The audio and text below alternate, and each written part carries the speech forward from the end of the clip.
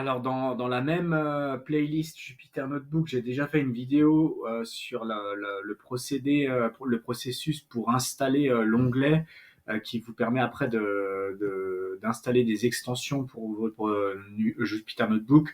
Et donc dans cette vidéo, je vais me servir de ce notebook-là. Donc c'était un projet que j'ai aussi sur ma chaîne. Je vais me servir de ce Jupyter pour vous montrer quelques exemples. Donc ici je vais vous coller la photo de ce que vous devriez avoir de votre côté, et tout ce qui est en vert là, c'est ce que moi j'ai installé à titre perso et qu'on va voir ensemble. Je vais peut-être pas forcément les prendre dans l'ordre. Je vais commencer par celui-ci. NB Extension, c'est le nom pour les extensions de Jupyter Notebook, un Notebook extension. De l'avoir dans le menu Edit.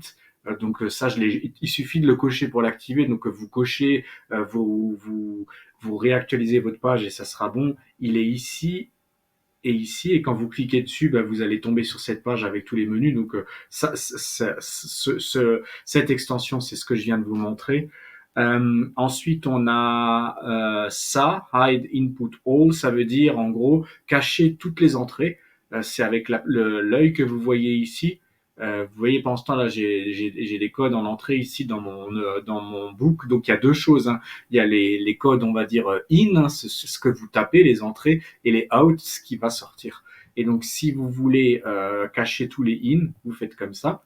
Et donc maintenant je les ai plus et j'ai juste les sorties. Donc c'est plus lisible et il y a plus, on voit plus le code en fait si vous voulez. Et si je le réactive, le code va se remettre là, vous le voyez en live comment ça se passe. Et donc ça me le fait sur l'intégralité de les cellules avec l'œil.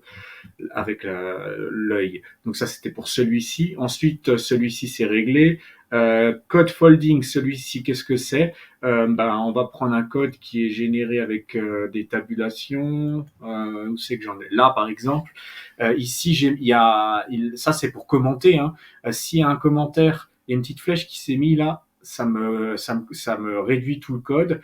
Ici, j'ai un bloc if, ça me réduit le bloc. Ici, j'ai un bloc elif, ça me le réduit. Vous voyez, en fait, il va repérer soit s'il y a un commentaire ou soit s'il y a des tabulations. Et s'il y a des tabulations, par exemple, ici, j'ai tout un objet Go de Plotly.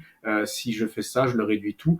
Si je réduis juste ici, parce que c'était un dictionnaire avec tabulation, bon, faudra que vous regardiez, mais en gros, dès que vous avez commentaire ou tabulation, mais c'est expliqué dans la documentation, ça permet de réduire le code, donc de l'alléger si vous devez surtout le montrer. Donc ça, c'était pour ces trois-là. Skip traceback, ça c'est s'il y a une erreur qui est générée, admettons que je vais mettre ça, je vais l'exécuter, il va me dire que c'est pas l'erreur n'est pas définie et ça évite d'avoir tout le truc derrière parce que des fois vous avez des erreurs qui descendent jusqu'à je sais pas où. Donc en gros là, il vous met juste la première ligne et ensuite si vous voulez avoir les détails, vous le mettez. Donc c'est juste cette petite flèche en fait, ça sert à ça, hein. Donc c'est juste pour quand une erreur est générée, pour pas que ça vous sort un gros bloc comme ça. Donc c'est plus d'un côté pratique, on va dire. Donc ça, c'était celui-là. Collapse heading, ça je vais vous le montrer. Et hide input, c'est la même chose que celui-ci. Sauf qu'en fait, c'est sur une seule cellule, donc vous vous mettez dans n'importe quelle cellule et vous prenez là. Donc avec l'œil, vous fermez tout les entrées de votre notebook, et avec celui-là, c'est seulement celle où vous y êtes actuellement. Donc là, on voit dans la bleue que j'étais dans celle-là, là. Et pour le dernier, celui-ci, Collapse Heading, donc c'est que pour les headings, donc c'est tout ce qui est en type Markdown. Donc celui-là, c'est un Markdown, celui-là, c'est un Markdown, celui-là, c'est un Markdown, celui-là, ça n'en est pas. Donc maintenant, ça, je vais pouvoir le supprimer. En gros, il y a plusieurs manières de les ouvrir. Ici, on a une flèche.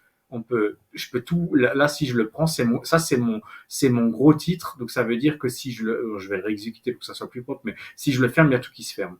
Et ensuite, on peut ouvrir au fur et à mesure. Donc là, il y avait rien. Mais vous voyez un peu l'idée, c'est que je vais le réexécuter pour que ça soit propre ici et ici. Là, si je ferme celui-ci, eh ben, il va me fermer tout ce qui est entre étape 1 et étape 2. Si je ferme ici, et ainsi de suite. Et vous pouvez le faire aussi depuis là. Donc là, ça ferme tout. Là, ça ouvre tout. Voilà. Donc, il faudra aussi un peu s'amuser avec, hein. Donc, vous avez les flèches sur la gauche. Vous avez un bouton ici et vous avez des raccourcis clavier pour ce menu-là. Et c'est à peu près tout ce que j'aurais besoin, je pense. Donc voilà, je les ai remis, je les utilisais déjà et je les ai remis pour la vidéo.